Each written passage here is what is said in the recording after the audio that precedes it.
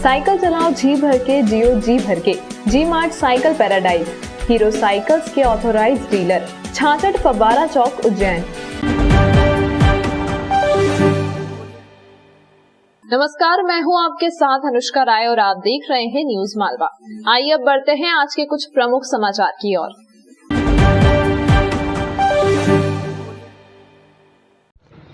Maksi road स्थित शंकरपुर और Agar road पर चककमेड़ गांव की एक ऑयल फर्म से पिछले दिनों आपूर्ति विभाग द्वारा जब्त किए गए नकली डीजल के मामले में चिमनगंज मंडी थाने में अपराध दर्ज किया गया है।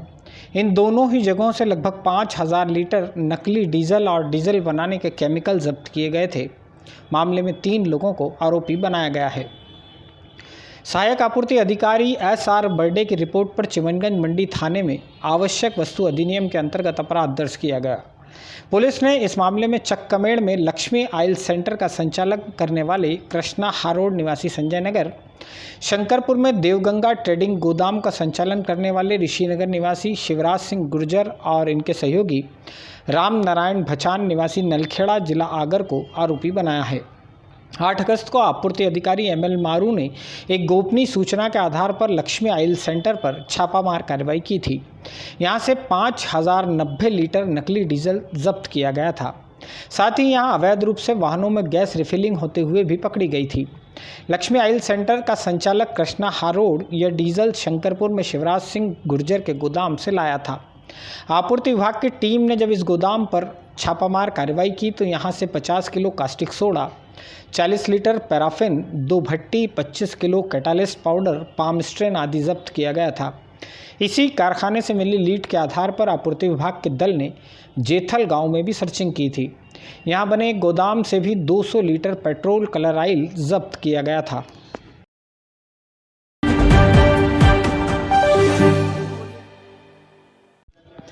इंगोरिया रोड पर बल्लेड़ी और दंगवाड़ा के बीच 24 साल उम्र के एक युवक को किसी अज्ञात वाहन ने रौंद दिया है। इस युवक की मौत हो गई है। वह सेना में भर्ती के लिए दौड़ की प्रैक्टिस कर रहा था। मरने वाले युवक का नाम अर्जुन पिता नंदकिशोर जाट है। BA फाइनल ईयर का छात्र अर्जुन मंगलवार तड़के अपने घर से दौड़ के लिए निकला था। उसे किस वाहन ने टक्कर मारी यह फिलहाल साफ नहीं हो सका है। आइए अब आपको उज्जैन में 3 बत्ती चौराहे पर हुई एक दुर्घटना के भी लाइव फुटेज दिखाते हैं। सोमवार दोपहर हुई इस दुर्घटना में एक बोलेरो वाहन ने मोटरसाइकिल सवार युवक को रौंद दिया। मोटरसाइकिल सवार युवक गंभीर रूप से घायल है। इस फुटेज में आप देखेंगे कि मोटरसाइकिल चलाने वाले युवक को न सिग्नल तोड़ने की चिंता थी, न ही ई चालान का डर। लाल बत्ती होने के बावजूद वह रॉन्ग साइड से सड़क पार करने की कोशिश कर रहा था। इस घटना का एक पहलू और भी है। गौर से देखेंगे तो आप पाएंगे कि सिग्नल ग्रीन से वापस रेड होने के चंद पलों के अंतर में बोलेरो वाहन चालक ने भी अपने वाहन की स्पीड बढ़ा दी थी। उसे लग रहा था तेज़ी से नहीं निकले तो फिर कुछ मिनट सिग्नल पर ही खड़ा रहना पड़ेगा। इस दुर्घटना के लिए स्मार्ट सिटी के ज़्यादा तेज़ दिमाग वालों का भी हाथ है। पता है, इंदौर रोड की तरफ से 3 बत्ती पर बाकी 3 हिस्सों से ज़्यादा ट्रैफिक रहता है। यह जगह भी बाकी तीनों जगहों से ज़्यादा सक्रिय है। बावजूद इसके सिग्नल की टाइमिंग बेतरतीब तरीके से सेट की गई है। उज्जैन में ज़्यादा अकल वालों द्वारा लगाए गए ज़्यादातर सिग्नल का यही हाल है। आधे से ज़्यादा चौराहों पर लेफ्ट टर्न क्लियर ही नहीं है। सिग्नल की टाइमिंग का वास्तविक ट्रैफिक दबाव से कोई तालमेल नहीं है। उज्जैन देश का संभवतः पहला ऐसा शहर होगा जहां कभी कभी तो सुबह 6 बजे ही ट्रैफिक सिग्नल चालू हो जाते हैं।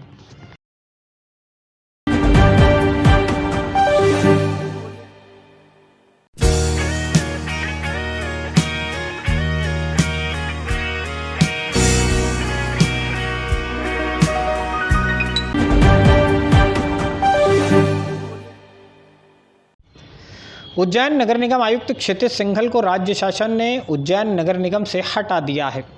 सिंघल के स्थान पर 2016 बैच के IAS अधिकारी अंशुल गुप्ता को नगर निगम आयुक्त उज्जैन के पद पर पदस्थ किया गया है।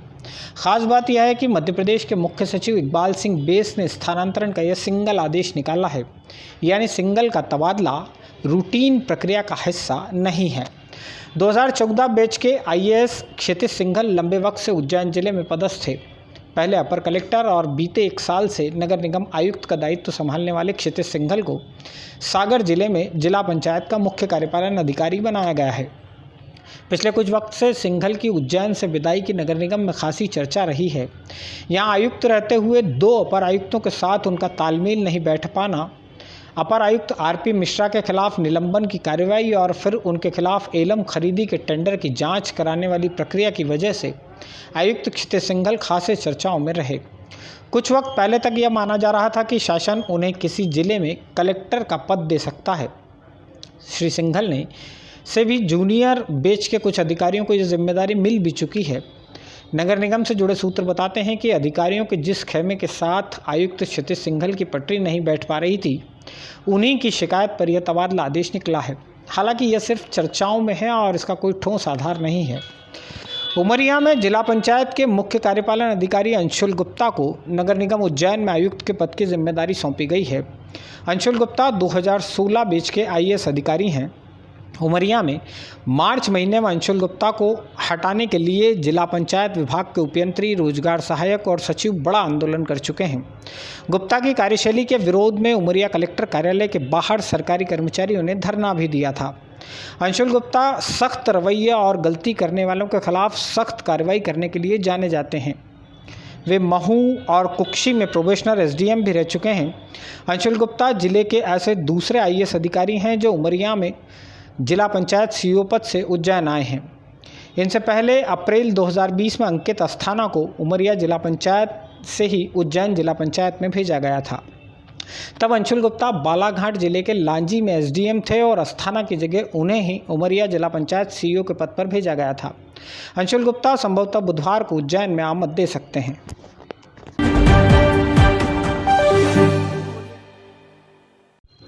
सोमवार की रात एक और बदलाव हुआ है।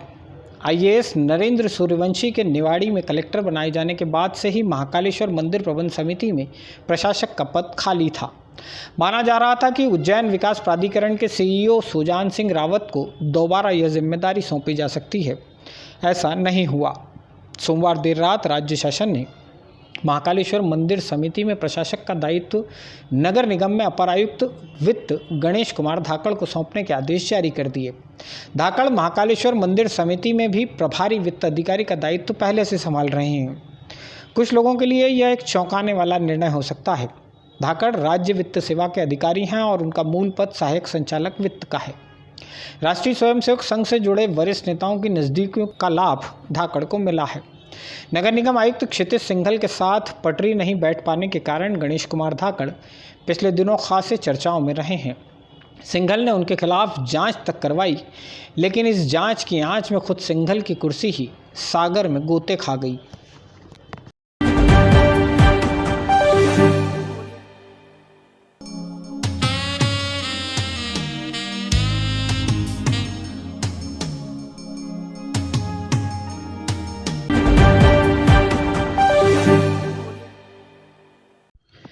रविवार की रात महाकाल मंदिर क्षेत्र में बेगमबाग रोड की होटल से कूदकर युवती द्वारा आत्महत्या किए जाने के बाद पुलिस की एक बड़ी लापरवाही सामने आई।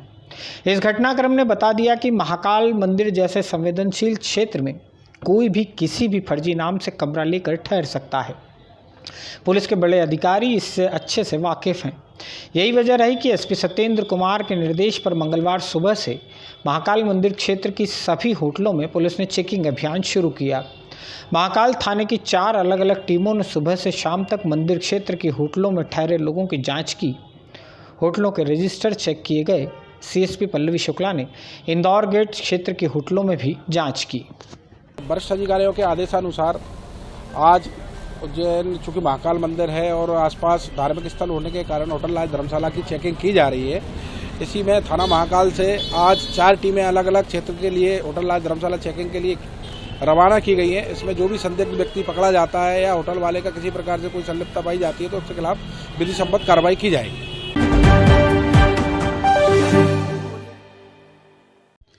सेंट पॉल स्कूल रोड की कॉलोनी शारदा होम्स में एक सूने मकान में चोरी हो जाने का मामला सामने आया है। चोरी की यह घटना लालचंद राजवानी के घर हुई है। वे 15 दिन पहले अपनी बेटी के घर गोधरा गुजरात गए हुए थे। सोमवार को लालचंद राजवानी वापस लौटे तो देखा कि घर के भीतर का सामान बिखरा पड़ा हुआ था। चोर छत वाले दरवाजे के रास्ते भीतर घुसे। यहाँ से करीब 25 तोला सोना, 700 ग्राम चांदी, 25,000 रुपये नकद आदि चुरा ले गए। शिवंजन मंडी पुलिस इस मामले की जांच में जुटी है। मैं करीबन 15 दिन से बाहर गया हुआ था, उधर अपनी बहन के बच्ची के यहाँ पे घूमने गया था, तो ताले लगा के गया था। वहाँ से वापस लौट के आया तो ताले टूटे हुए पाए मेरे, और घर का सारा सामान बिखरा हुआ पड़ा था। सारे ये सब सामान तोड़ के सामान निकाल के ले गए, सब ताले तोड़ दिए अंदर। आज थाने पे एक फरियादी आए हैं, लालचंद राजवानी जी। ये शाहगांव से रहते हैं।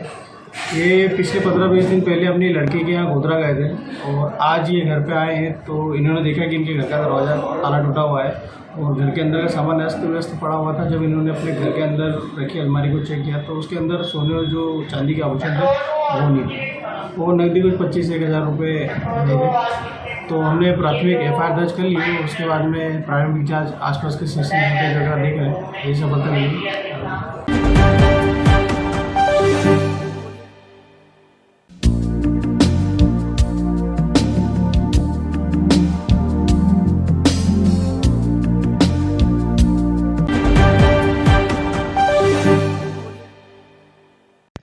देवास रोड स्थित डिवाइन वैली के स्पा सेंटर में हॉकी डंडों से युवक की मसाज करने वाले आरोपियों के खिलाफ आखिरकार प्रकरण दर्ज हो ही गया है। अतिरिक्त विश्व बैंक कॉलोनी में रहने वाले युवक राजकुमार जादव के साथ स्पा सेंटर पर रुपए भी छीन लिए गए और उसकी जमकर पिटाई भी की गई। माधवनगर पुलिस ने मंगलवार को स्पा सेंटर संचालक मोहित और रोहित परमार के खिलाफ अपराध दर्ज किया है। स्पा सेंटर में राजकुमार के साथ हुई मारपीट का एक CCTV फुटेज भी पुलिस ने निकलवाया है। आज एक शिकायत प्राप्त हुई है थाना माधवनगर के थाना प्रभारी को संबोधित करते हुए श्री राजकुमार जादव जी के द्वारा, जो एक रिवाइव स्पा है यहाँ पर डिवाइन वैली में उज्जैन में, जिसके संचालक और कुछ अन्य लोगों के द्वारा उसके साथ अवैधता की गई है। उसका कुछ आरोप है कि जब वो मसाज कराने यहाँ आया था तब उसके जेब में जो रखे हुए थे 15,000 रुपये वो चोरी कर लिए हैं। उसके साथ ही उसके साथ मारपीट की जा करके उसकी चेन वगैरह भी गायब है। इस संबंध में तस्दीक की जा रही है कि स्पा सेंटर किस आधार पर संचालित किया जा रहा है, उसका रजिस्ट्रेशन है अथवा नहीं है, और उस घटना से संबंधित स्पा में फुटेजेस लगे हैं उनकी भी तस्दीक की जा करके फिर आगे में वैधानिक कार्रवाई की जाएगी।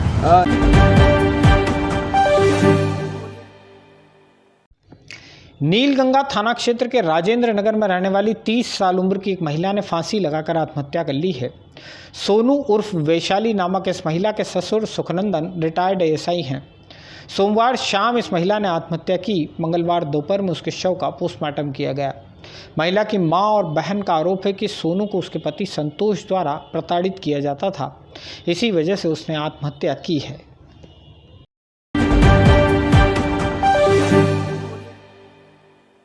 अभी तक के लिए फिलहाल इतना ही। आप सभी घरों पर रहें, मास्क और सैनिटाइजर का उपयोग करते रहें। नमस्कार।